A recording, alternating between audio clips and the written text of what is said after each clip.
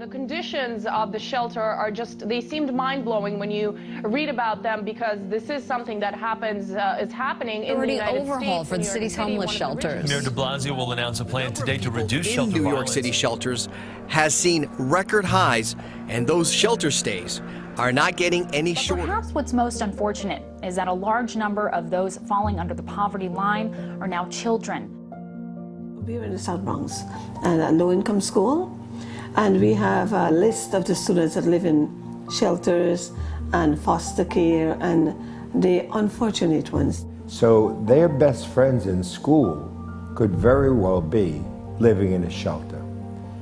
As we know, there's approximately 20% of the public school population, children living in shelter-like situations. It's been given to them by the government.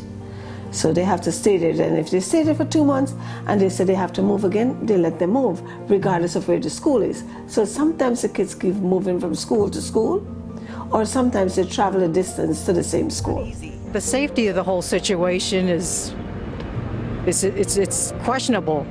You hear people outside fighting in the hallways, you hear people swearing and carrying on, the drugs, the prostitution that's going on.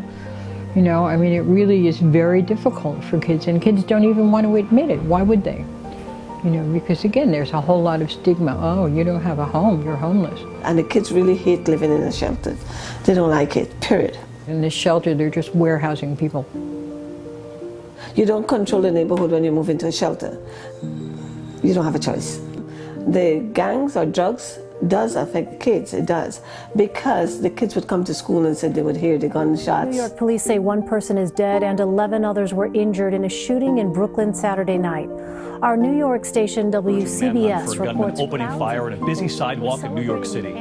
This is the surveillance showing a young girl standing just feet away from... The NYPD releases shocking new crime statistics showing the number of... We're slowly going back to the pre-Disney new 42nd Street, where you're having the petty crime, drug dealers, crime that people are fighting, urinating, defecating on the street. People have become comfortable with the litter. People have become comfortable with low-level crime. When we went away from the broken windows police policy and things became relaxed, people start looking the other way about a lot of things. But what's happening, it is making it more dangerous for families, especially with younger children, because, you know, the parents can't let them out alone. I mean, the neighborhood they're living in, they are being exposed, like the violence, gun violence, the drugs, the gangs, everything. They're exposed to all of that. Children don't get to play in the street. They don't get to learn the rules of a game. They don't learn to interact with each other because it's not safe for them. The socialization and the learning to interact with others is lost. Places like public schools, private schools, houses of worship, places where people gather need to strengthen family life so that family life is a permanent family. What's very hard is that when you work with the poor, they are so busy trying to support a family, of trying to keep an apartment, trying to keep food on the table, that sometimes those values can get lost. And that's why food, in a sense, is so very important, because it draws people together. Food is vital to the proper development of a child.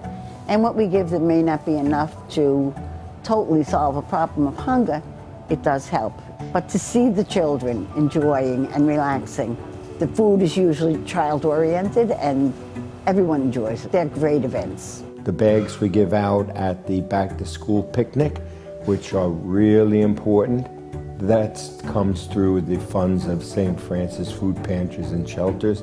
St. Francis giving us this help was really helpful for the families, especially in occasions like Christmas. But the children events where we bring in, you know, clowns and magicians, it fosters human interaction. And that's a very important thing. And so if you can have a child socializing with others, they're learning how to interact with others, and they are creating relationships, which, whether rich or poor, is so important. They're so happy. And one of the things they never forget, if you ask them at the end of the year, they would always bring up the Christmas party that they go to at St. Francis, because there they would get bus to take them, they would have someone feed them, they would have time to make little ornaments, and they would get a gift too. So that's something they always remember. And if they come back in January, you said, what did you get for Christmas? The only gift they get is the one from the St. Francis Food Pantry. More important than the gift is the excitement of receiving it. Just to see a smile on the face of a child. No food, the toys, through a food bag, through just coming here and socializing with us. That's a reward. I mean, that's what makes it all worthwhile while we're all here. It's unbelievable what they do, not only for seniors, but also the families and children. You know, it's a wonderful job. So, you know, we are blessed to have met them.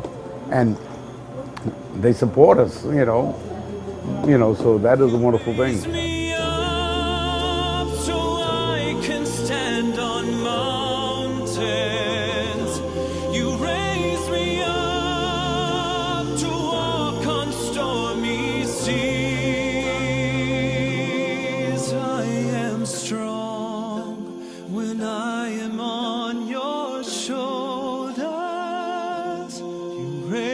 Me up to more than I can.